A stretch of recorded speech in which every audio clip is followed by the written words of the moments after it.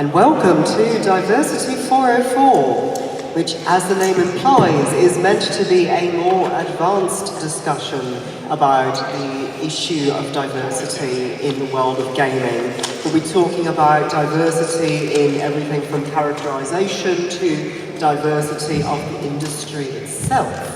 And I want to emphasize that we want to, as a panel, which is an incredibly august panel, go beyond the traditional discussion of diversity is great, and here's why, or here's why it's good for your business, etc. And did you know that there were non-white people in the world? The answer may shock you. I think that most of the people in this room have a reasonable appreciation of the fact that games and the gaming industry is better reflect the people that it serves is a good thing. We want to talk about the deeper, more complicated issues behind that, sometimes the things that we can't always talk about to, say, PAX or what have you. So we have an incredible lineup of people and a wealth of experience between the three of them, and I will let them introduce themselves in turn. Tanya, why don't you start? Oh, sure. Hi. For those that weren't in the room just an hour ago, I'm Tanya DePass. I started I Do Diverse Games literally from my hashtag because I was mad about video games and the lack of representation at 6 in the morning, and now it's a 501c3 nonprofit in the US. So over a couple of years, running my mouth a lot on the internet and various places has actually turned into my day-to-day job. And I'm really glad to be on a panel that's not, gee, diversity is great. We should recognize other people as human beings in the games we like to play. Because as often as I talk about it, I like to have meatier discussions and get beyond that. So I'm really happy with doing this panel. Cool. Oh, I'm Felix. I am a producer in independent games. I'm also a board member at Panellists Frequency. I do a lot of talking about how to make a game and how not to make a game, and specifically actually how not to make a game is probably more what I talk about, but and in that I try to touch a lot on diversity, and yeah, me too, I'm really excited to actually maybe say some things that I normally wouldn't say on twitter.com. I genuinely thought the 404 was like a not found. Yeah, well, that's how I thought it too. So when I saw the title of the panel, I was like, oh, 404 not found. That's smart. And then when Katherine said it, I was like, oh, like that also makes sense. Yeah, they're both like good. A fourth level course. I like the double. Yeah, it's good. Yeah, it's good. Nailed it. My name is Rami, Ismail. I'm one half of the Dutch independent studio named Vlaanderen. We're best known for games such as Super Crate Box, Ridiculous Fishing, Wolf Trousers, and most recently Nucleotron. I spend a lot of my not working time traveling around the world, going to places where the games industry is just starting or has just started, trying to help them out, establish a community and establish connections with the larger games industry, and helping them out with generally whatever they need or whatever they're upset about. Thank you all very much. So I wanted to start by asking a sort of general question about, just for you all to interpret however you like, what is it that people, even well-meaning people in the industry, generally miss from the concept of diversity or the concept of inclusion? What is it that they're not hearing? Who are they not seeing? What are they not doing? What has been left out? So I guess I'll be that person that starts. A lot of times I find that there's a reliance on tropes and negative stereotypes and other things and go, well, but that's what people know. I like to pick on the Deus Ex franchise because of Letitia the Trash Lady, who sounds like she literally came out of a Step and Fetch It cartoon, and all she's missing is saying yes, massa, no massa. And these are things that not just got to the concept, they are in the final game. And so things like that where they don't think about the fact that not every person who plays this game is going to be your cishet straight white dude, 18 to 35. And they're not thinking about a global audience and how widespread games are, shows that either somewhere along the pipeline, something changed, or no one thought about it. And that's the answer I get a lot of times. Just, no one thought about it, they didn't have to, because the assumed default we're working off of is the cis straight white dude. And if you are a cis straight white dude, somehow with this conference, this is what I talk about all the time. This is not a surprise. Do not be offended. because this is what the industry thinks is the default, and that's what we need to change. Yeah, I mean, I can't believe, and like we'll mention some specifics here. Obviously, we're not going to touch on everything we think the industry is accidentally leaving out, but the one that gets me every time is we have games about war in places like the Middle East constantly, and it's no thought is put into any representation of what those places are actually like. It's fascinating because like you can see photos and video of those places in real life, on TV, in the news, all the time right now. And video games still depict them as these like bizarrely ancient places with like no cars on the streets and people only dressed in like robes and zero fashion, and it's like and it happens in film as well all the time. But I think our fascination with needing to assert that America specifically is the only developed and like modern nation on the fucking planet is amazing to me. Like I don't understand how we keep doing it. And, yeah, that's. I think mine is a bit more abstract. Yeah, imagine. One of us. Like, okay, so there's two. Can I do two? Go ahead. Okay, so the first one is, I think, with the word diversity, is we've often been somewhat careless with the word and also with the word inclusion. To the point that when I travel around the world, one of the more common things I hear in places that don't primarily speak English is that they just feel excluded from the entire conversation because they feel it's not about them. It's about Western people arguing with each other about them. About them, yeah. Right? About whether they are depicted properly and whether their culture is appropriated. And I think that if we are truly to work for diversity and inclusion, then a lot of what needs to happen is we need to understand that we are inherently shit at it. Yeah. That people are just bad at this as by default. Is that a lot of a lot of how we survived in the past was based on there being another that was bad, that we could be scared of because that's how the world worked. And I think if we want to fix that today, there needs to be a lot more conscious effort to understanding that even the most well-meaning people still only see such a tiny section of the world and of people and of people's preferences and personalities and identities and their history and their culture, their language, their music, their everything. Just the thing where I read people say like, well, but at least music is universal. I'm like, what are you talking about? Have you ever listened to like music from different cultures? There's music from cultures that I listen to and I go, I have no idea how this sounds musical, and I would love to know, right? Because it has no context in my world. The other thing is, I think, that I see a lot of people say that despite a lot of problems, we're doing pretty well. And here's the weird thing. I don't understand that. The weird thing about that is yes and no. Is diversity is always going to be really fucking hard. And I think one of the more interesting things is getting diversity right in a game or a product. I'm kind of shifting towards game or product now. If you're going to do something diverse, you're always going to get it wrong the first time.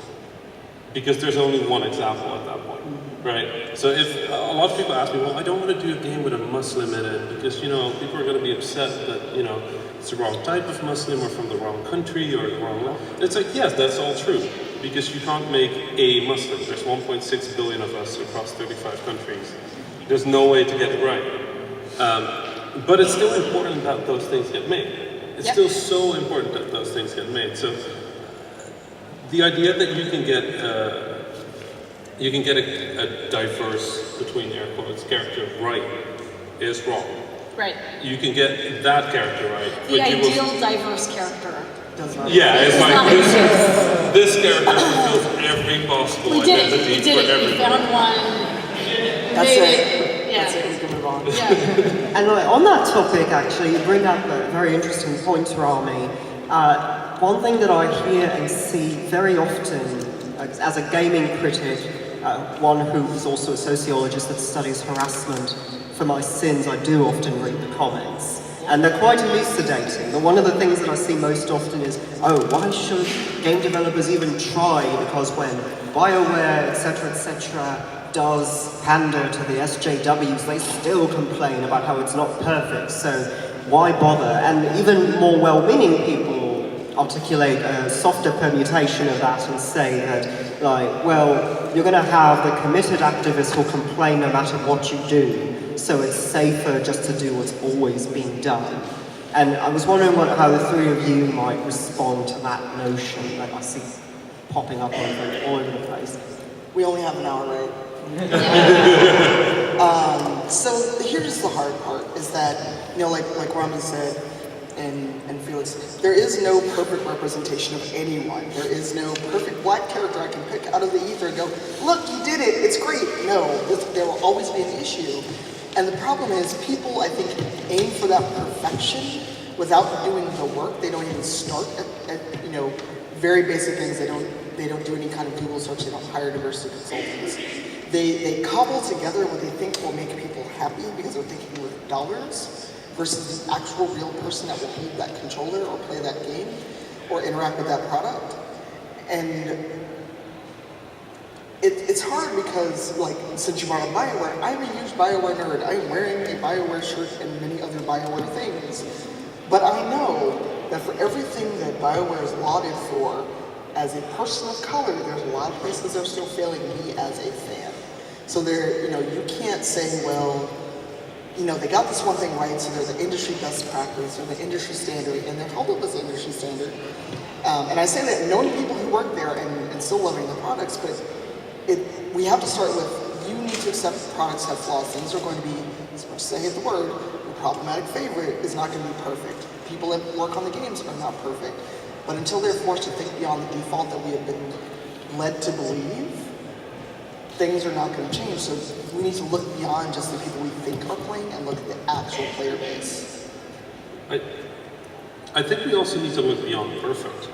The idea that the idea that a character could be perfect, like Felix just perfectly summarized, it just doesn't exist. Good characters, good real people are not perfect.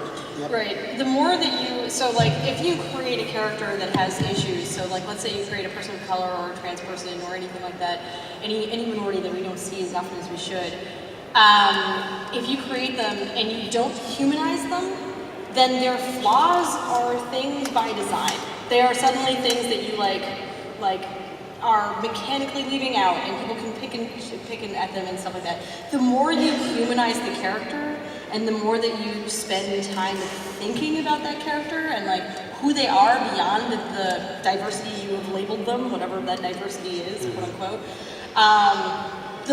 the more that is relatable to whoever is holding the controller, like you said, like whoever's actually playing the game, right? Because it's a character or something that they can see something in, right? So I think we just don't do that. Like we look for that ideal. Someone designing a game looks at this like, okay, I need to hit these check marks. So I'm going to hit these check marks. I'm going to get a diverse. I'm going to take this template of character I had. I'm going to make them black, or I'm going to make them trans. And suddenly, if you don't do that without thinking, if you do that without thinking about the humanity of the character, it just becomes a label. And like, of course, I can look at it then and pick and choose like the things that I hate about it. I think very often developers also quit at one checkbox. Oh, just go like, oh yeah, this is the black character. This is the Muslim character, and then just kind of done. Honestly, I don't really enjoy the game all that much, but seeing the roster of Overwatch has sort of solidified in my mind that a large part of this is just numbers. Having so many different characters that none of them stands out as different, as like, oh, this is a the token character. It's just all of the characters have their own different traits and abilities and features and identity, and I thought that was a prime example of how a lot of these issues are just, we don't have enough diversity. Because especially when you have one character that they become that one gay character, that one trans character, that one black character. And, you know, so obviously that one character that you do get, you know, like, I'm gonna pick on Dragon Age. Sarah, I despise this character, and I know someone's gonna yell at me on Twitter. I don't care. I would just mute you. But I hate the character, and not because she's a lesbian character, but because I just find her annoying as fuck. But people go, but she's a lesbian, and you're queer, you must like her. I'm like, no, Oh, I wow. don't. Yeah, no, it's the worst. Yeah, yeah. But wow. but we did that. It was like, Yeah. they gave you this scrap. Aren't you grateful for this one scrap of representation you got? Why are you mad about it? Why aren't you happy? And I'm like, Well, that also doesn't mean that it Right. wasn't a cool character. Like, just because I hated the character doesn't mean that I also am like, well, they're a bad example of a lesbian in the game. Like, Right. you can simultaneously be a character I despise and also a different representation. because there are people I know that love this character, and they're just like, how dare you say anything bad? And I'm like, That's well, bizarre. BioWare fandom. And I think there's also, you see this discussion that happened right there. There's tremendous value in the things that we think of as failures, right? So I think we've been picking on BioWare games a lot, but like,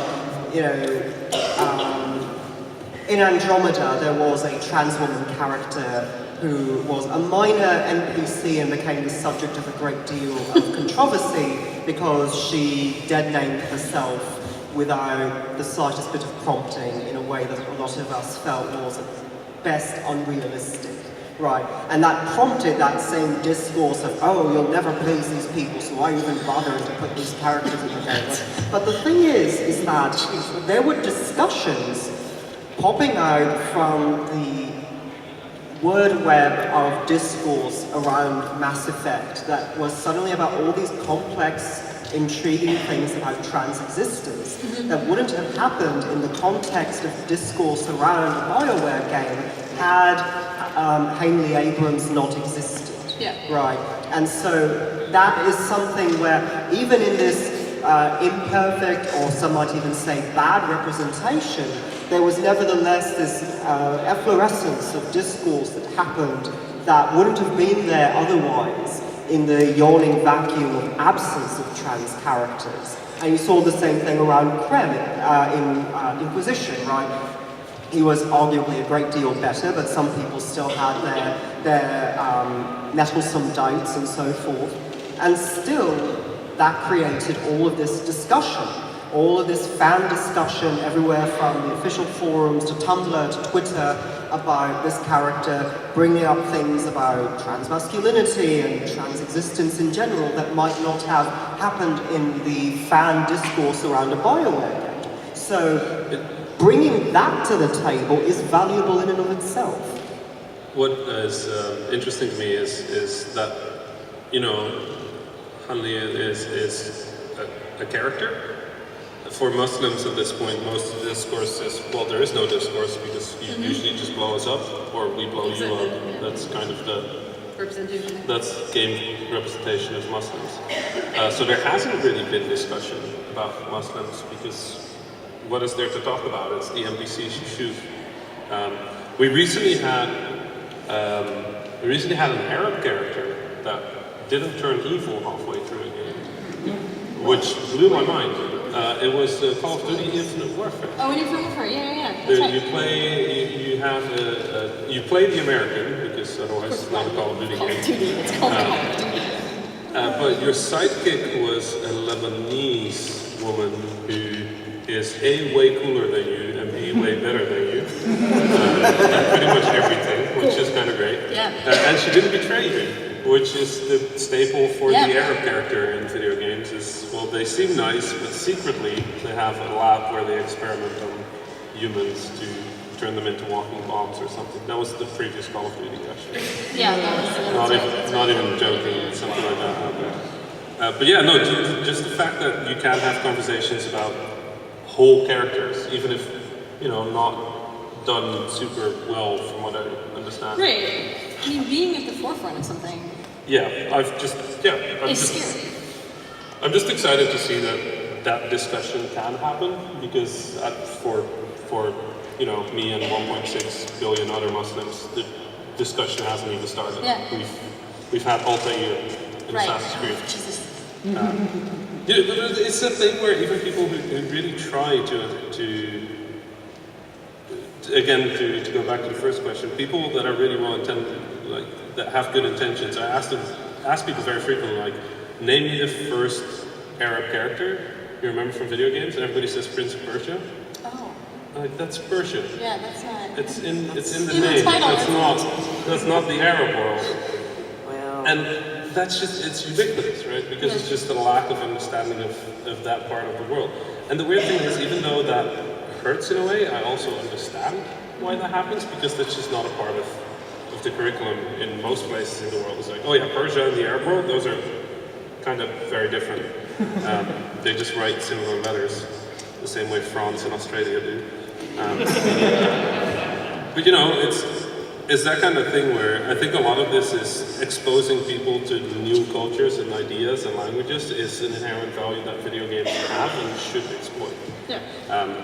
And then hopefully one day I get to have a similar discussion about Muslim characters. Yeah. I mean, that whole, oh, we're going to make a mistake and you can't please anyone or failing, and I think you've said it already, but I'll just say it again, is, you know, there are parts of being at the cusp of something greater that always are scary, right? And the cusp of diversity, if you want to say we're at the cusp of something, which we will be for another 100 years or whatever if we make it, is that no matter what, you're going to make mistakes. Like you said, the very first time someone is represented or, you know, put into a game, you're probably going to fuck it up in some way for someone, right?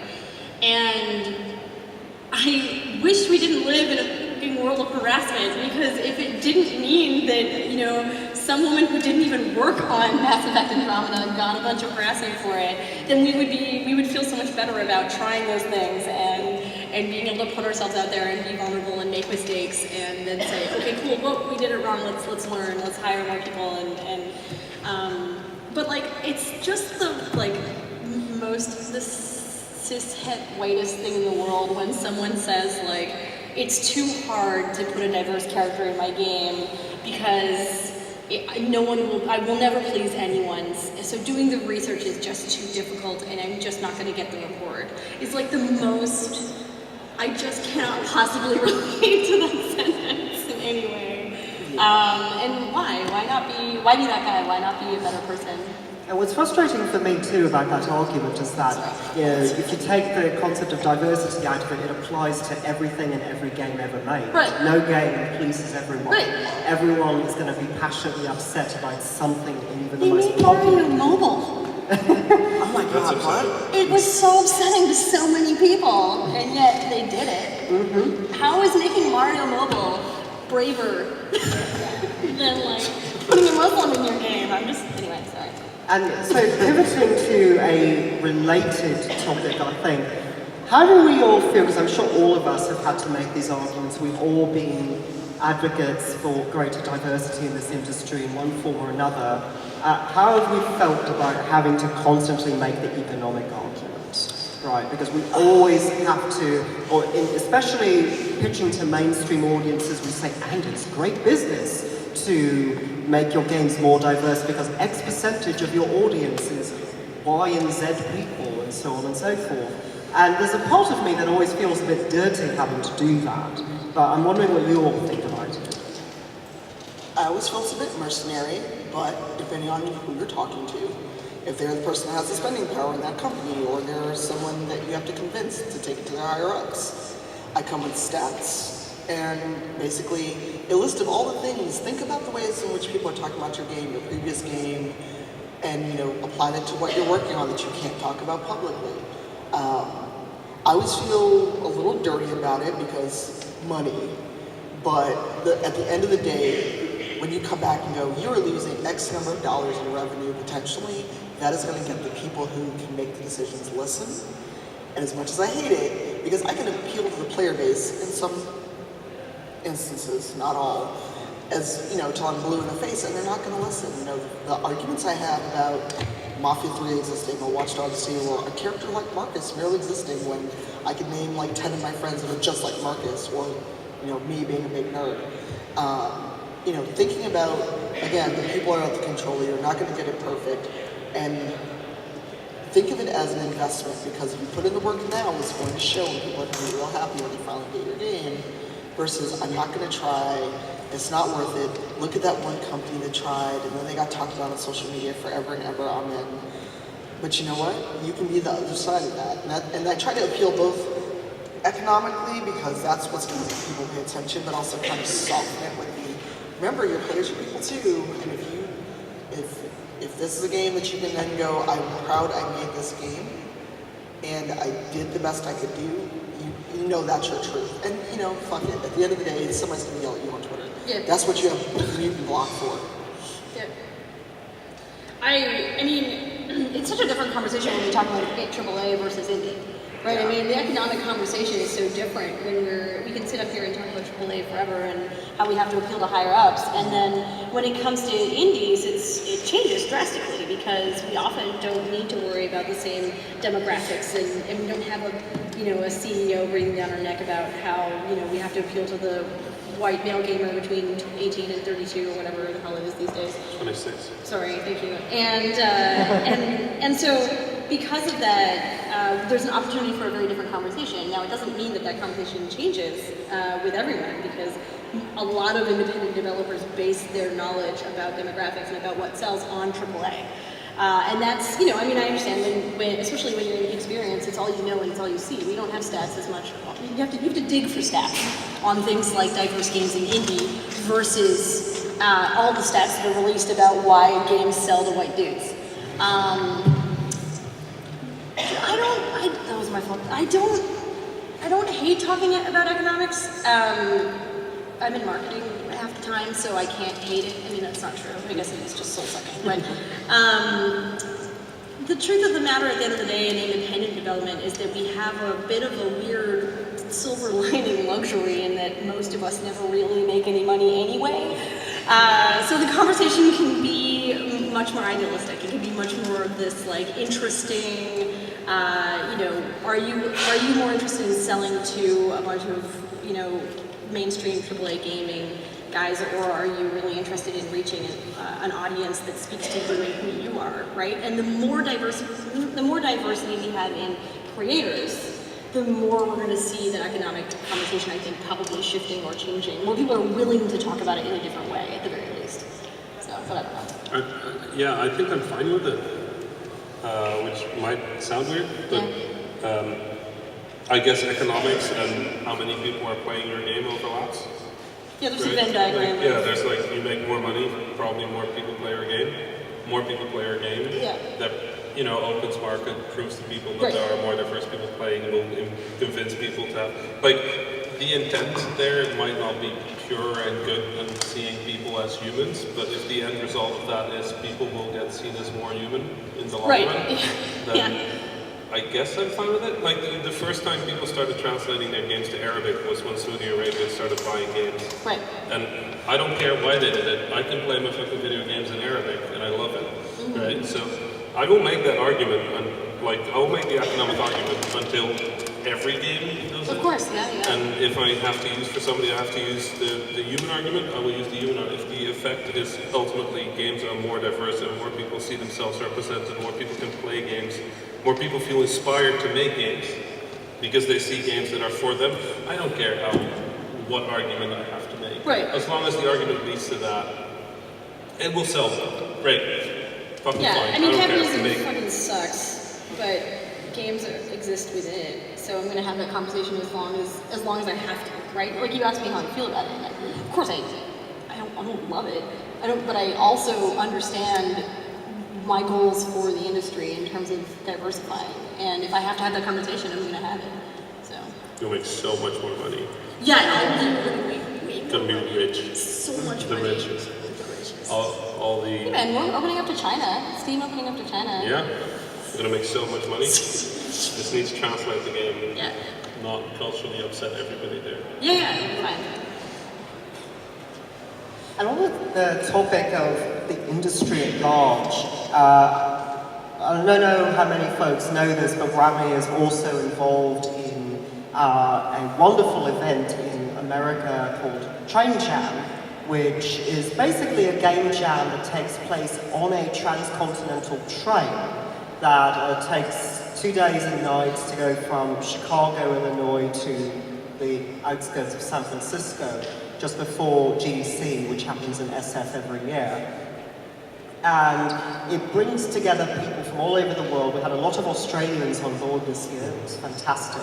But also from a wide variety of countries. I think that every continent except Antarctica was represented on the train. We tried.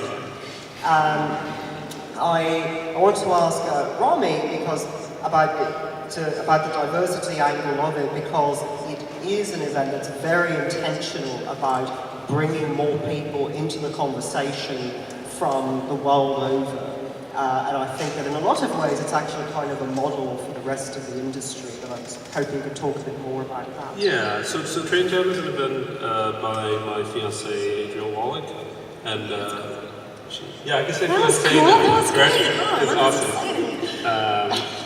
Anyway, it's an event by my fiancée, and I help her out with some of the diversity initiatives she does, and nowadays we focus Train Jam primarily on what we call geographic diversity.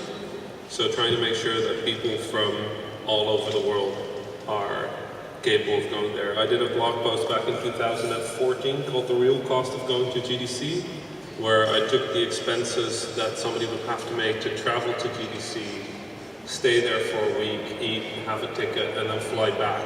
So I literally went through every country on the planet and found what a flight fare would be for GDC, and then translated that to something called the GDP BP, because currency people like making things more complicated than it is.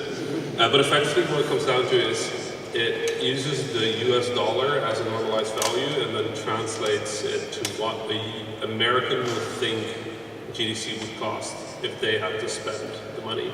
So for example, for the Central African Republic, it was close to $300,000 to go to GDC, which isn't actually $300,000, but it feels to them like it would feel to America going to GDC. And I realized that pretty much the majority of the world that isn't the Western world is just incapable of going. Like Australia is far away, but Australia on the chart which went from green to like red was still in the green zone.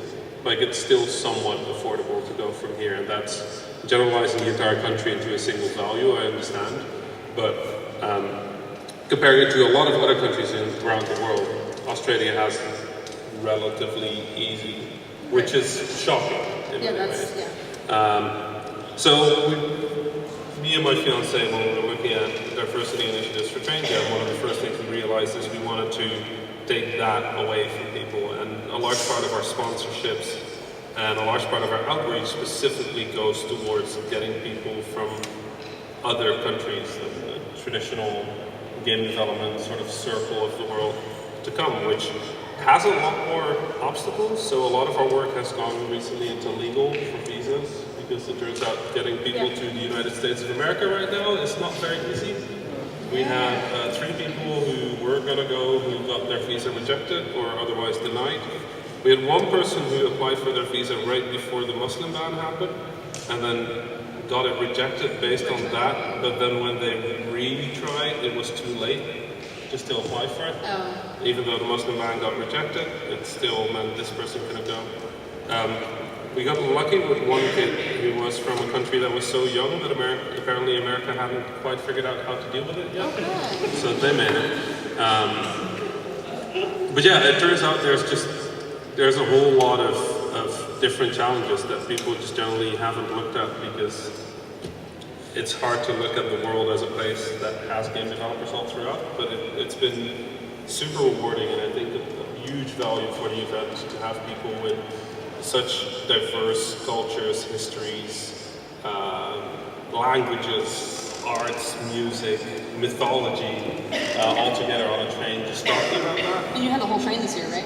Yeah, we had the whole train. And what was also interesting is that if not everybody speaks English perfectly, you get like cute little groups of people that help each other translate across like 7 languages. The daisy chain. I don't speak English, but I speak your language and French, and this person speaks French and English. So we'll just run it that way. stuff like that is just fascinating to see, and it's lovely to see that happen. It's a lot of work, but I guess good diversity initiatives are always a lot of work. Yeah, I mean, That's kind of the point yeah, of it. that's the is- point. I have no idea what you mean, Rami, at all. So that's kind of we've been doing this for 3 years now, and I think we have dozens of countries who want to train now, which is amazing. It's super lovely, and I hope that if and when we do Train Jam next year, we'll be able to do even more. Yes, indeed. One of the things that I really love about it is that it's in many ways an exterior sort of diversification pipeline into GDC itself. Yep. And because so much of it will cover the travel necessary to get to San Francisco for the convention. And so it's really an incredible thing for developers. One woman I met on board was from Pakistan, and she was actually running a school for game development in, I think it was Islamabad. Yeah, Saudi. Yes, Sadia. She was absolutely amazing, and this is not a trip that she would have been able to make ordinarily, to go to San Francisco, meet her peers, learn from other game developers and teach them something in turn without what Train Jam enabled her to do. One pipeline issue that is interesting to point out is one of the biggest increases in applications we saw was just by localizing the application form. Yeah. So many diversity initiatives that say that they're for geographic or cultural diversity only have a submission form in English. Which, what? Like, the majority of the planet doesn't speak English, even though we all speak English in this room, and you can reach a lot of people with English. I can tell you that there's an entire part of the internet you've never been to unless you write Arabic, and you can't even Google for it because you can only Google with Latin characters. So even if you tried, you wouldn't be able to find an Arabic page because that's just, there are no English words on that website. That's also true for how people submit to events. So if they can't read your submission form, they're not gonna apply because they can't even fucking read it. Even So- if it's just intimidating. Like, I mean, I speak plenty of French, and when I have to do things, fill forms out, I wonder, I second guess myself, and then wonder. And all it takes for someone who's like never done this before, or is already doubting themselves as to whether they could do Train Jam, is a moment of doubt, and then they'll just leave it and have anxiety over it and not touch it again, right? Whether it's right for them, Yeah, exactly. whether diversity initiatives are meant for them, Exactly. because that's a really big one as well. We really have to stress in the form that yes, this is for you. Yeah. Like if you are reading this form, then yes, this is a thing that applies to you. And depending on what Katherine has next, I have thoughts, but I will wait to see what you have next for us. Well, I was going to try to open this up beyond Train Jam to the rest of the panel to talk about like what intentional diversification can look like, because you know, like Rami brought up a very important point about how like there are no application forms or whatever that aren't available in English, for example, and that's one very obvious and common error that's been made constantly by well-meaning people and institutions. So what would other things in your minds look like in terms of intentional diversification, things that aren't being done very commonly? It's going out and looking for people and not getting pigeonholed. Because one of the things that I'll run into is people, they'll see me and they'll assume I only care about women's issues, I only care about black issues, I only care about queer issues, which, you know, A, is not true, but B, it's thinking about, you know, it's not possible to literally think about everything that can happen, but what about religious diversity? What about mental health issues? You know, because one of the things that I got for those that don't know, Diversity is also part of the GDC Scholarship Program. And when Rami was talking, I was thinking about that because it's a very simple Google form because it's a very small operation, but people were writing, they were concerned about who's getting this information besides you. And they were worried about, you know, if I'm a trans person who's not out, you know, where, like, do I have to give you my legal name? Do I have to give you my preferred name? You know, when I go to get my badge at GDC, if I pick what name do I have to give? And even simple things like that, that I as a cisgender person initially didn't think about, and now I do. These are small things you have to think about it and try to be as upfront and proactive as possible. You know, think about if I'm telling people that they get a pass to GDC and they have to keep kosher, or if they're observant, they can't fly on a Saturday, for instance. You know, what are the things to think about if someone is Muslim? thinking about accommodations for prayer and things like that in transit, or if someone's applying outside of the country, because we do get international applicants, am I equipped to help them with their visa if they have issues? So thinking about kind of all those things, and the one-time checklist is actually good. Yeah. Thinking about what can I do to make this as easy as possible, and localizing the form is one thing I hadn't thought about, because I speak other languages. I am not good enough to write or write in them effectively, but there are people I could probably reach out to. So being as upfront as possible and proactive and not reactive, and if you have an issue brought to you by someone, don't snap at them, don't react poorly, because it reflects badly on you, but also this person's coming out of concern for, if I apply to your program, am I going to be safe? Am I going to be able to afford to go? And since we were talking about money, a lot of these initiatives, it's always a great idea. You get that one injection of money, you get that one-time scholarship, but then what do you do after the fact? And it's great to have the scholarship program, but we can't actually help people pay to go to GDC or help pay their way. So what are you doing for people? Are you just actually widening the pipeline and the gap instead of actually helping people? Yeah. I worry all the time about language, like people who aren't fluent in English that have to learn how to code, and documentation, and because we love English-speaking countries love to talk about accessibility of making a game and how it's skyrocketed in the past 5 years. How things like Unity have made it so much easier to make a game, and you can just all you have to do is teach yourself C# and you're great. Sure. And even for people who have coding backgrounds, it's easy for us to forget that if you don't speak English, that's not real. That's not an accessible thing. And it's not as easy as just as translating a form, right? I mean, it's not as easy as going and saying okay, wait, I have to make my submission form to 10 different languages. At this point now, it's okay, no, the people that are learning have to read a tutorial in English and then also write in English and then understand what those words mean, because if they don't do it. So I worry about that all the time. I don't actually have a solution for that one at all. Otherwise, I would be doing it all the time. I know that you've been a lot, but even where to go from there. I would love for you to talk about that a little bit, where you are now and what the future looks like. Did you know it's still not possible to write Arabic in Unity? Yeah, I did know that. If you want to display Arabic text in Unity, you actually need a plugin. Yep. Because Unity internally does not support Arabic. Yep. That's great. So that one I've been working on for a while. I've been working on a project called GameDev.world, which is going to be a localization of documentation and other fundamental articles and concepts about video games. I've got some book things that I'm working on with copyright. This turned out to be a way bigger project than I thought. It turned out, yeah. It turned out, it was 3 years ago, we were what we should do is just localize those docs. Everything. Localize the games industry. Okay, that'll be 2 months of work, right? That'll be fine. Yeah. Well, it's reckless disregard for your time investment is the way a lot of good things happen, I think. Then you suddenly need to work on it.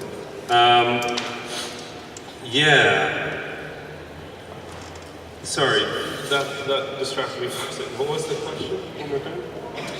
Intentional. Yeah, intentional diversification and outreach. The thing that I found that was the most effective switch in my thinking, and it's weird because I complain about this all the time, is when I want to make a character and a character creator, I can never pick my skin tone. Because I'm not... Yeah, there's 3 games total. Yeah, and usually it's games in which there are Arabs that you have to shoot. Then you can make my skin tone. But otherwise not, and a huge part of why that is a problem is because I get discrete options. They tell me you can pick from these 27 colors, and it's long been easier for me to make a green or purple character than it has been to make me. And I realized that if you are ever going to do anything related to diversity, everything should not be discrete. Right. Discrete values are the bane of any diversity initiative, I think. It's and even on a form, just putting was there anything on this form that you felt was missing or that could be improved? Just putting that at the end of a form has the amount of submissions we've seen where it was just that field filled out. And people are I'm not going to fill out this form until this. Yeah. It was great. I think a lot of intentional diversity is finding places to ask questions of people that either have the option of not filling it out, and thus we will never learn, or filling it out and then they're already okay with it. Like giving people the opportunity to respond, to talk, to voice their concerns, to not only act as a thing going to a flowchart of yes/no questions. Yeah, feedback is. That has been such a huge part of being intentional about this for us, and allowing people to respond in any language has also been very helpful. Yeah. Like, we'll translate it. We'll figure it out. Like we can translate text. This is not a huge issue. We can find somebody that speaks the language and that can communicate it for us. Like, don't worry about doing it in English. Like, explain your nuance in your local language, and then we will figure it out. Yeah. If you're doing a diversity initiative, if you're trying to be intentional about diversity, it just means that you have to accept it, like we said before, a shit ton of work. And that's intentional diversity. Yeah. Yeah. So we're coming up on just about top of the hour, and we did start late, unfortunately, but I think that the conference organisers would be very grateful to me if I didn't keep pushing the schedule 10 minutes forward. So I think it's best if we perhaps think of closing statements. What do you three think? Burn it all down. Start new. No, yeah, the industry's in a tough spot, right? And all we can do right now, we can't go backwards. Well, some people are trying to make me go. We can, but the point is that in our movement and attempting to move forward and attempting to create change, not being afraid to take risks is like one of the most important things that I can do as an ally to the people that need boosting even more than I personally do. Like, I carry a lot of privilege, and so I try to remind myself constantly that diversity is not about me, it's about me taking the risks and boosting the people who need it more than I do. And yeah, whatever I can, as long as I keep that in mind as I do things, hopefully I'm moving in the right direction. I can only do it for myself, so like I can only attempt to do that for other people myself. Be intentional, be open to criticism and feedback. And one thing we didn't talk about was diversity consultants. If you are trying to write outside of your life experience, your perspective, or anything else, first do some baseline work, but then go out and seek people and pay them for their time. It is hard work. I can recommend folks, I'm sure Rami can as well, because it's much easier to spend a little money up front and save yourself a lot of work, and understand that you're not perfect, your representation, your consultant is not going to be perfect, but you don't need an echo chamber. Do not reinforce your own biases. And also, think about not just the money, but about the human being that's going to be playing your game or dealing with your product. Because that is something that you need to consider at step 1, not at step 100. Yeah, with intention from the start. Yeah. Yep, nothing to add, keep fighting. Yeah. Thank you. Thank you all very much for coming.